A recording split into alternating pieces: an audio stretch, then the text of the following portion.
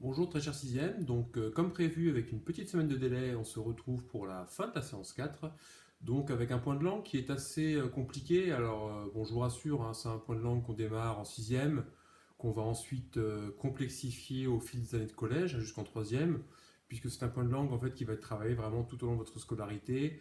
Il est assez important puisqu'il est très utile pour comprendre notamment comment on utilise des temps dans un récit.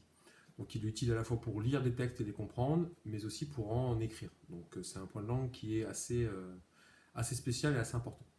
Donc il va s'afficher à côté de moi, donc vous pouvez le présenter dans la partie langue du cahier, hein, comme toujours. Donc maîtrise de la langue, les valeurs, donc on va travailler sur les valeurs de l'imparfait et du passé simple. Donc on va réviser ce que c'est qu'une valeur. Alors normalement vous le savez déjà, on avait travaillé sur les valeurs du présent avant le confinement, donc quelques semaines avant, donc ça devrait être quand même assez frais dans votre tête, hein, cette notion de valeur. Je vais quand même la redéfinir, je vais en reparler un peu, et ensuite donc, je vous indiquerai donc, les différentes valeurs de l'imparfait et du passé simple, après quoi on fera une petite batterie d'exercices pour s'entraîner un peu. Une fois que ce sera fait, donc la semaine prochaine, on passera à la séance numéro 5, du coup, qui sera la dernière de la séquence, ce qui nous permettra de terminer ensuite l'année avec deux petites séquences encore. Voilà, une séquence donc, que j'ai un peu modifiée, hein, vous verrez, et une dernière séquence sur le théâtre. Voilà. Donc des petits changements, mais normalement on devra arriver au mois de juin à la fin de notre programme sans trop de soucis, si les conditions sont réunies, hein, vu que pour l'instant tout cela reste encore assez nébuleux. Bien, c'est parti. Donc, maintenant que vous avez écrit le titre, donc il faut vous munir de la fiche, hein, donc que vous pouvez coller directement à la suite, hein, cette fiche de cours donc, qui s'intitule Maîtrise de la langue, les valeurs du passé simple et de l'imparfait. Je vais suivre le cours avec vous pour expliquer certaines choses. On va lire cette fiche ensemble. Ensuite, les exercices s'afficheront. Je vous laisserai un peu de temps pour les faire. Et une petite correction s'affichera. Et voilà, vous serez déjà bien occupé pour cette semaine. C'est parti. Alors, petit rappel déjà pour commencer, qu'est-ce que la valeur d'un verbe? À ne pas confondre, attention, on l'avait déjà vu pour le présent, à ne pas confondre avec la conjugaison d'un verbe, voilà, parce que c'est deux choses très différentes.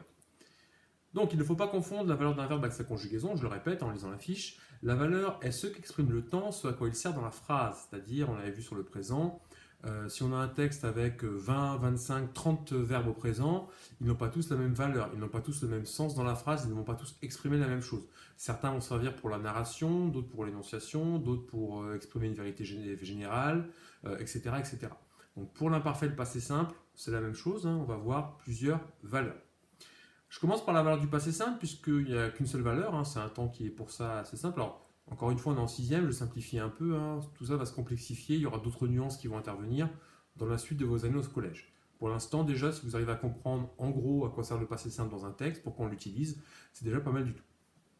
Alors, le passé simple, tout simplement, permet de faire avancer l'action. Il permet le plus souvent d'exprimer des actions courtes et qui se suivent pour faire progresser l'histoire. Alors quand je parle d'actions courtes, le plus souvent c'est le cas, mais ce n'est pas forcément toujours le cas. Attention, hein, les actions passées simples peuvent être plus ou moins longues, hein, donc ce n'est pas forcément des actions courtes tout le temps. D'accord, faut faire attention. En tout cas, ce qui est sûr, c'est que ce sont des actions qui font progresser l'histoire, elles font avancer le récit. Sans le passé simple, votre récit il reste au point mort, il n'avance pas. C'est pour ça qu'il faut l'utiliser dans vos textes, hein. Souvent, vous mettez beaucoup de vos verbes à l'imparfait, ce qui fait que ça ne marche pas en fait. Vous restez sur un temps qui n'est pas adapté pour faire avancer votre récit. Pour faire avancer le récit, il faut du passé simple. Et vu que les trois quarts des récits que vous allez étudier dans votre scolarité sont au passé simple et à l'imparfait, dans ce système de temps du passé, il faut tout de suite connaître les valeurs et comment on les utilise. Donc le passé simple, je répète, il fait avancer l'action, il permet que votre histoire avance, tout simplement. Par exemple, le père de la Belle se perdit dans la forêt, il erra pendant longtemps, puis il trouva un mystérieux château, il y entra. Là, mon action, elle avance, hein. Au début, le père se perd dans la forêt, hein, il est perdu. Ensuite, il erre, donc là, il s'est perdu dans les bois, donc il cherche, je vais y arriver, il cherche son chemin. C'est intéressant d'ailleurs parce que là, c'est pas une action courte pour le coup. Quand on vous dit qu'il erra pendant longtemps, ça peut être très long, hein. Ça peut être, il peut avoir erré pendant 1 heure, 2 heures, voire une journée complète. Donc vous voyez, attention, hein, le passé simple peut servir à faire des actions courtes, mais le plus souvent, c'est surtout pour faire avancer le récit. Il trouva un château, il entra. Voilà, donc là, vous voyez, des actions qui sont un peu plus courtes. Donc, dans tous les cas, ici, mon action, elle avance. Ça s'enchaîne. Voilà, si j'ai pas tout ça, le père, voilà, il reste, il part, et puis voilà, il se passe rien, quoi. Donc là, pas c'est simple. Mes actions avancent petit à petit dans le récit. Ils progressent. Très bien. On enchaîne maintenant avec les valeurs de l'imparfait qui vont s'afficher. Alors, un peu plus compliqué, puisque contrairement au passé simple qui n'a qu'une valeur pour simplifier, l'imparfait lui va avoir 3 valeurs différentes, qui vont être en plus très différentes. Alors, les 3 valeurs, les voici. La valeur que j'appelle A, c'est l'imparfait de description. Alors, c'est ce que ça veut dire, hein, il n'y a pas de choses à ajouter. Il permet de décrire un personnage, un lieu, un objet, tout ce qui est description. Voilà, là c'est vraiment très clair. Exemple, Belle était magnifique, elle portait une belle robe bleue. Donc j'ai pris les exemples les plus simples d'imparfaite description. Le verbe être avec un attribut du sujet qui permet de donner des précisions sur un personnage, hein, c'est très utilisé dans l'imparfaite description. Elle était belle, elle était intelligente, etc. Elle portait une belle robe bleue, pareil, imparfait qui va être souvent utilisé pour décrire les personnages, leurs vêtements, etc. Donc un exemple assez classique d'imparfait de description. On peut aussi décrire un lieu, hein, par exemple. Le château de la Bête, pardon, était effrayant. Voilà, là c'est pareil, c'est un imparfait de description, mais pour un lieu, un objet, etc. Alors, plus dur, le B, l'imparfait de durée. Celui-ci, il est un peu plus dur à repérer, vous allez voir. Alors, ce que je conseille très souvent à mes élèves, c'est de faire par élimination pour l'imparfait de durée. Vous regardez votre phrase ou votre verbe. Si ce n'est pas de la description, si ce n'est pas l'habitude qu'on verra plus tard, bah, tout simplement, c'est de la durée. Hein, voilà. Donc, c'est assez simple à ce niveau-là. L'imparfait de durée. Donc, il sert pour une durée qui va être indéterminée, imprécise. On ne sait pas quand l'action commence et se termine. Voilà, tout simplement. La Bête regardait le paysage par sa fenêtre. Voilà, c'est pas une habitude, hein, on n'a pas de mots qui nous indiquent que c'est une habitude, comme souvent, tous les soirs, etc. C'est pas une description, hein, voilà, ça ne décrit rien du tout. Donc là, voilà, la Bête regardait le paysage par sa fenêtre. Depuis quand elle regarde ce paysage? Depuis 10 minutes, 1 heure, 3 heures? Quand est-ce que ça s'arrête? On ne sait pas. Donc c'est une durée vraiment qui est indéterminée, c'est un peu flou, hein, c'est imprécis. Voilà. Donc contrairement, vous avez vu, hein, au passé simple, ça s'enchaîne comme ça petit à petit. Là, l'imparfait, voilà, c'est un peu plus flou. Ces valeurs, justement, souvent, on dit qu'elles vont permettre de faire tout ce qui est à l'arrière-plan du récit. Hein, c'est souvent une image que je prends pour les élèves. Le premier plan, c'est le passé simple, tout ce qui se passe vraiment pour faire avancer le récit. Et derrière, pendant ce temps-là, il se passe des choses, à l'imparfait, des descriptions, des habitudes, etc., qui vont permettre justement d'enrichir le récit. Voilà, tout simplement. Et c'est l'imparfait d'habitude, bah, tout simplement, pour une action qui se répète et qui est habituelle. Voilà, donc là, c'est pas très compliqué. Très souvent, vous allez avoir un petit mot qui va vous donner une indication, hein, sur cette habitude, tous les soirs, souvent, de temps en temps, chaque matin, etc., etc. Donc souvent, il est quand même relativement facile et simple à repérer. Donc je récapitule au niveau des valeurs. Passé simple, il permet de faire avancer l'action. Imparfait, 3 valeurs différentes. Description, je décris un lieu, un objet, un personnage. Habitude, ben, je vais donner tout simplement l'habitude, une action qui se répète qui est habituelle. Et enfin le dernier, donc la durée qui permet de donner une durée qui va être imprécise et un peu floue, on ne sait pas quand ça commence, quand ça se termine. On l'appelle parfois aussi imparfait duratif, hein, donc faites attention, c'est un mot qu'on peut rencontrer, c'est exactement la même chose. On enchaîne, donc on se retrouve dans quelques instants donc pour les exercices. Bien, on se retrouve donc pour ces exercices. Donc vous avez la fiche d'exercice, hein, qui doit suivre normalement votre document de cours, hein, qu'on a vu juste avant. A, B, C, D, donc 4 petits exercices pour s'entraîner sur ces valeurs. Alors, je vais donc faire ça en 2 temps. Premier temps, je vais vous lire les consignes, je vais vous expliquer un peu ce que j'attends. Ensuite, vous mettez la vidéo en pause, vous la fermez, hein, peu importe, vous faites les exercices tout seul. Si jamais vous voulez me les envoyer avant de voir le corriger, il n'y a pas de souci, hein, j'aime bien quand vous faites ça, donc n'hésitez pas à me l'envoyer, je regarde, je vous dis ce qui va, ce qui ne va pas, ça permet de voir tout de suite vos difficultés. Et sinon, bah voilà, vous passez directement au corrigé et ça vous permet tout de suite de savoir où vous aviez bon, où vous aviez faux. N'hésitez pas, si jamais il y a des problèmes, des petits soucis, des petites erreurs de ma part, ça peut arriver, hein, vous me faites parvenir un message pour me dire voilà, qu'il y avait un problème, il n'y a aucun souci. Ou si jamais vous ne comprenez pas pourquoi vous avez faux, par exemple, pareil, vous n'hésitez pas, petit message et j'essaierai justement de vous répondre rapidement pour vous expliquer où vous avez raté. J'enchaîne sans transition donc sur l'exercice A. C'est parti. Donc je vous demande dans cet exercice de souligner les verbes au passé simple dans les phrases et j'ai rajouté un petit attention aux pièges parce qu'effectivement j'ai mis pas mal de pièges. Donc attention, vous n'avez pas un verbe au passé simple dans chaque phrase, hein. J'ai volontairement mélangé avec d'autres verbes. Normalement on est en 6e, la conjugaison devrait quand même être assez solide, assez bien acquise. Donc si vous faites encore des erreurs pour repérer des passés simples notamment, il faut vraiment vous replonger dans vos tableaux de conjugaison, apprendre par cœur, vraiment, jusqu'à ce que ça rentre et que ce soit acquis. Parce qu'il y a encore trop d'élèves qui font des fautes sur des verbes au passé simple, notamment des verbes faciles, hein, les verbes en ER, les verbes être et avoir. C'est des verbes sur lesquels, dès la sixième, il ne faut plus d'erreur. Sinon, ce sont des handicaps que vous allez traîner comme ça jusqu'à la troisième et qui vous coûteront très cher après une fois que vous arrivez au brevet, où les temps sont quand même vraiment très importants. La conjugaison est très importante. Donc, je vous laisse faire ça tranquillement en faisant attention aux pièges que ce cher Robert a semés un peu partout. Pour l'exercice B, donc un peu la même chose avec une petite subtilité. Donc, souligne les verbes à l'imparfait. Pour l'instant, pas de difficulté. En revanche, je vous demande d'indiquer leur valeur sur les pointillés en face. Donc, par exemple, dans la première phrase, vous me soulignez le verbe à l'imparfait. En face, vous mettez par exemple imparfait de description, ou imparfait de durée, ou imparfait d'habitude. Et c'est tout. Voilà. Donc, vous reprenez bien la fiche de cours à côté de vous pour bien regarder les trois valeurs. Vous réfléchissez. Je répète encore une fois, essayez de faire par élimination si c'est encore un peu flou pour vous. Si c'est pas une habitude, si c'est pas une description, c'est forcément une durée. Même si pour l'instant l'imparfaite durée c'est peut-être encore un peu compliqué pour vous. Voilà, par élimination on peut quand même trouver la réponse assez facilement. Voilà pour les deux premiers exercices. Je vous montre tout de suite les deux suivants qui sont un petit peu différents. Donc dans l'exercice C, j'ai repris un extrait tout simplement de La Belle et la Bête, du texte, un extrait court volontairement. Je vous demande de le lire, cet extrait. Alors je vais le lire avec vous du coup juste après. Et je vous demande de souligner les verbes à l'imparfait en vert et les verbes au passé simple en rouge. Si jamais vous souhaitez changer ce code parce que vous n'avez pas les couleurs, etc., il n'y a aucun problème. Si vous préférez encadrer certains, surligner, etc., vraiment faites comme vous voulez, il n'y a aucun problème. Mais le code vert-rouge me paraît quand même le plus simple à utiliser. Voici le texte donc. La belle passa 3 mois dans ce palais avec assez de tranquillité. Tous les soirs, la bête lui rendait visite, l'entretenait pendant le souper avec assez de bon sens. Chaque jour, la belle découvrait de nouvelles bontés dans ce monstre.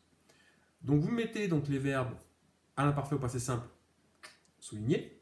Ensuite, je vous demande en bas de m'indiquer la valeur. Voilà, donc ça va être assez simple. Dès que vous tombez sur un verbe au passé simple, vous mettez qu'il fait avancer l'action, tout simplement. Quand par contre vous tombez sur un verbe à l'imparfait, il faut s'arrêter un peu et réfléchir à sa valeur de manière un peu plus fine. Donc pareil, je vous laisse faire ça tranquillement et je passe à l'exercice D. Alors, exercice D, c'est un exercice, on va dire, de réflexion et de synthèse, pour faire une synthèse, un bilan un peu de ce petit cours, en utilisant la réponse précédente, donc toutes celles vraiment depuis l'exercice A. Pourquoi l'imparfait et le passé simple sont-ils les temps alors là, je vois qu'il y a une petite erreur, sont-ils les temps, pas sont-ils sont, bien sûr, vous corrigerez vous-même, vous barrez le son. Sont-ils les temps les plus utilisés dans le récit? Alors, c'est une question pour laquelle il faut réfléchir un peu. Donc, j'avais dit en début de vidéo que c'était des temps qui étaient vraiment très utilisés. Il n'y a pas de mystère. Si vous ouvrez, si vous avez une petite bibliothèque personnelle chez vous ou de textes même vus en cours, vous allez voir, la plupart des textes que vous avez étudiés dans votre scolarité, que vous lisez pour le plaisir, etc., vont être écrits à l'imparfait au passé simple. Et la question que je vous pose justement, c'est pourquoi ces deux temps sont utilisés ensemble conjointement. Pourquoi est-ce qu'ils font équipe dans la plupart des textes? Quel est l'intérêt de ces deux temps? Donc je vous laisse réfléchir un peu à tout ça. Je répète, si jamais vous voulez faire les exercices tout seul tranquillement, vous mettez la vidéo en pause ou vous la fermez, vous faites ça et vous la remettez après, ou vous m'envoyez un message avec vos exercices.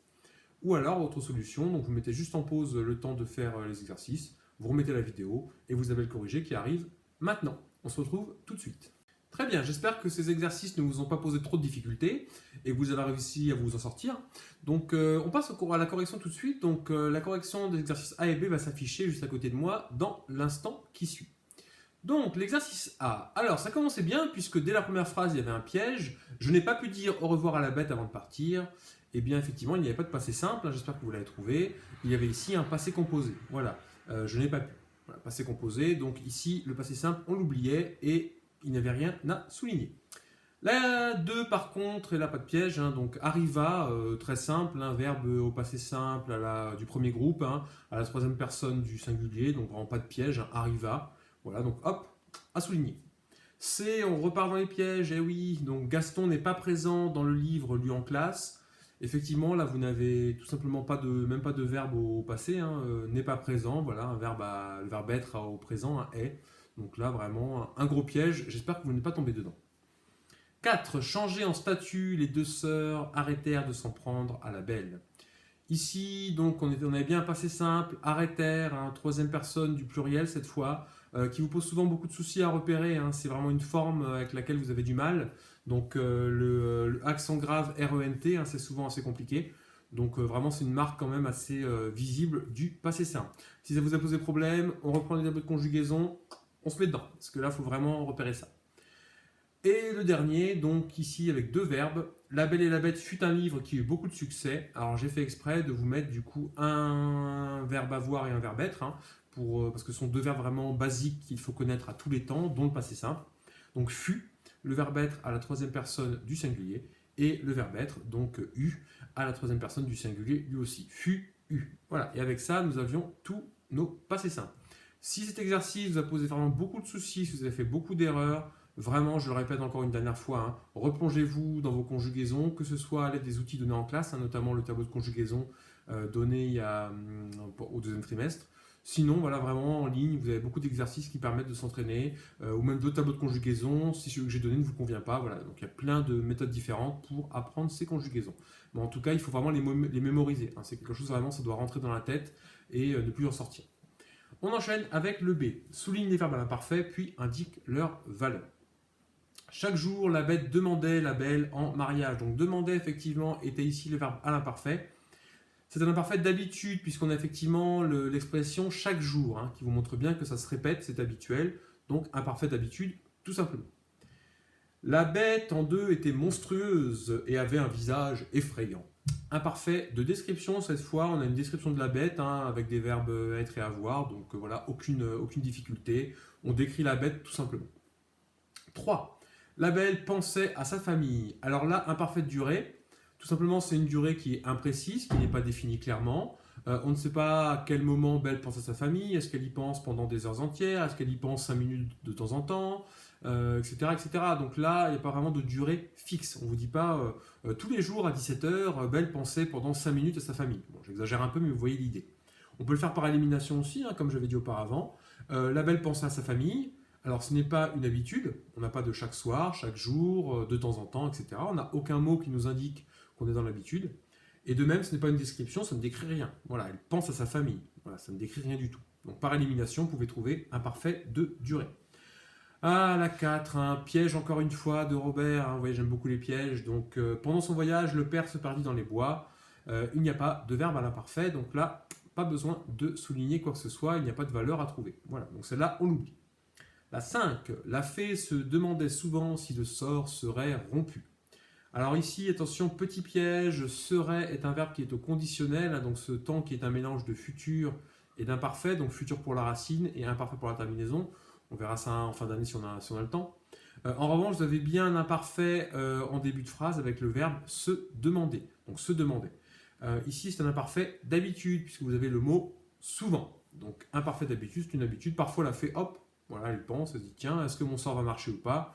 Ça nous renvoie à ce qu'on avait fait sur le travail d'écriture sur les deux sœurs qui ne sont plus en statut et vont se venger. Hein. Très bien, donc on enchaîne pour la 6. Le château était sombre et gigantesque. Donc ici, hein, vous l'avez trouvé j'espère, un imparfait de description. On décrivait l'apparence générale du château. On se retrouve tout de suite pour les exercices C et D. Bien, dernière ligne droite de cette séance un peu compliquée sur les valeurs de l'imparfait du passé simple, avec donc la correction des exercices C et D. On y va tout de suite avec l'exercice C. Donc, je vais reprendre donc les temps les uns après les autres. Hein. Donc, la belle passa 3 mois dans ce palais. Donc, passa, c'est bien du passé simple. Donc, je vais souligner moi ici en rouge, comme vous pouvez le voir sur le corrigé.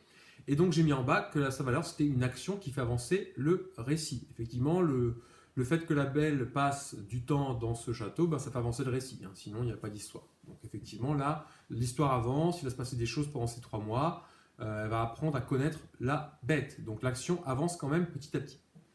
Ensuite, vous aviez une salve de 3 verbes à l'imparfait, rendait, entretenait, découvrait. Donc ces 3 verbes-là étaient bien à l'imparfait. Ils avaient tous la même valeur en fait, hein, c'était une valeur d'habitude. Vous aviez notamment dans la première phrase donc tous les soirs, hein, qui vous montrait bien qu'on avait une habitude. Donc il y a un rituel qui se met en place entre la belle et la bête. Hein, donc elles font ce repas, etc. Il la demande en mariage. Et donc elle lui rendait visite tous les soirs. Elle l'entretenait, c'est-à-dire qu'elle lui parlait hein, pendant le souper, pendant le repas du soir. Donc c'est une habitude. Tous les soirs, c'est leur rituel, ils font ça. Le troisième verbe, donc découvrir, découvrait. Ici, donc pareil, c'est une habitude puisque vous avez chaque jour juste avant. Donc j'ai fait exprès de mettre justement la même valeur mais de plusieurs manières différentes pour voir si vous avez bien compris le truc. Hein. Donc attention, ici on avait bien à chaque fois la même valeur, c'est une habitude, hein. Donc je répète, ce sont vraiment les rituels qui se mettent en place chaque soir, chaque jour entre la belle et la bête. Donc il y a une espèce de routine, hein, qui va s'installer entre eux. Vous voyez, donc c'est intéressant parce que la valeur des temps ne sert pas juste comme ça à faire plaisir aux profs de français en montrant qu'on apprend ses cours de langue. Il y a un vrai intérêt pour comprendre les textes. Ici, le fait qu'on utilise un imparfait, c'est justement parce que on nous montre bien qu'il va y avoir des liens entre la belle et la bête. Cet imparfait d'habitude, justement, et montre bien qu'au final, elles vont prendre l'habitude d'être ensemble, hein. Ces deux personnages vont prendre l'habitude de se côtoyer et vont apprendre à se connaître, justement, avec la répétition, avec ces habitudes qui vont arriver comme ça. Petit à petit, la belle, qui avait un a priori négatif sur la bête, hein, qui était effrayante, va changer d'avis, petit à petit, jusqu'à la fin finir par accepter de devenir son épouse. Donc vous voyez, le temps et la valeur du temps a vraiment un intérêt au niveau de la compréhension du texte. Je passe tout de suite à l'exercice D. Alors, voilà ce que je vous propose. Alors, vous avez très bien pu noter autre chose. Là, j'ai noté un bilan un peu plus compliqué, hein, vraiment de prof, entre guillemets. Si vous avez fait un bilan un peu différent, mais qui reprend à peu près le sens de ce que j'ai mis ici, ça marche bien, hein. Donc, je vous lis ça. Donc, ce sont des temps très complémentaires qui s'accordent très bien. Alors, effectivement, ils vont vraiment parfaitement ensemble, hein, vraiment main dans la main. Puisque l'imparfait permet de donner des détails sur ce qui se passe derrière le récit, à l'arrière des actions, de vraiment donner des précisions sur la durée, sur les habitudes des personnages, sur la description des lieux, des décors, etc. Alors que lui, le passé simple, fait avancer le récit. Ce que je vous mets juste après, hein, le passé simple fait avancer le récit avec les actions les plus importantes, voilà, celles qui sont vraiment immanquables, qu'on ne peut pas rater, hein, qui vont faire vraiment progresser votre histoire. L'imparfait lui permet d'approfondir et de donner des détails, notamment dans les descriptions.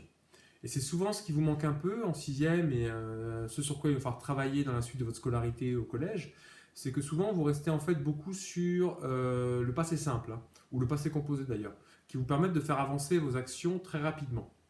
Ce que j'essaie de faire avec vous depuis le début de l'année, notamment avec tout le travail qu'on a fait sur le loup, sur les descriptions de différents personnages dans différents textes, hein, sur les descriptions de lieux, etc., c'est vraiment de vous donner l'habitude d'enrichir vos textes. De vraiment décrire les personnages, décrire les lieux, décrire les objets, décrire vraiment, donner un maximum de détails. C'est ça qui va faire que votre texte va être riche et intéressant. Si vous vous contentez de mettre simplement les actions au passé simple dans un enchaînement vraiment très rapide, ben malheureusement votre texte, voilà, ça va être vraiment très simple, quoi. C'est un TGV, quoi. Il passe vraiment à la vitesse de l'éclair. Nous, on reste un peu sur notre faim quand on vous lit, parce qu'on se dit mince, ben, j'aurais voulu savoir qui étaient les personnages, les connaître un peu mieux, savoir un peu plus en détail à quoi ils ressemblent, et savoir où se passe l'action, à quoi ressemble le lieu, etc. Et donc souvent, bah, tout ça, ça manque. Donc nous, bah, on est un peu déçus. Donc vraiment, il faut apprendre petit à petit à mélanger les deux, c'est-à-dire avoir des moments où l'action va avancer, parce qu'il faut quand même progresser, il faut quand même avancer, et en même temps des moments où l'action va se poser un peu et prendre un peu de temps pour décrire mon personnage, décrire un lieu, etc. Donc voilà, l'intérêt donc de ces deux temps, hein, je termine là-dessus, c'est donc de fournir vraiment, on va dire, le pack idéal pour faire avancer une action, pour écrire une histoire. D'un côté, un temps qui fait avancer mon histoire, le passé simple, et d'un autre côté, un temps qui va l'enrichir, l'imparfait. Voilà, donc j'espère que ça n'a pas été très compliqué, j'espère que vous avez bien suivi cette petite leçon. Encore une fois, je suis à votre disposition sur Pronote, par mail, etc. pour toutes les questions qui sont nécessaires, hein. Il y aura une petite évaluation là-dessus, donc là je vous laisse un peu tranquille. Je la mettrai en ligne en fin de semaine. Donc alors le QCM, je pense que je vais abandonner. C'était un peu hasardeux, il y a quand même eu beaucoup de problèmes techniques. Donc je pense que je vais tenter une autre méthode là pour la prochaine évaluation. Mais voilà, j'aimerais bien vous mettre une petite évaluation sur ce point de langue. Donc vraiment, lisez bien la fiche de cours, faites bien les exercices, refaites-les si vraiment c'est toujours pas compris. Contactez-moi en cas de besoin et je vous répondrai voilà, assez rapidement.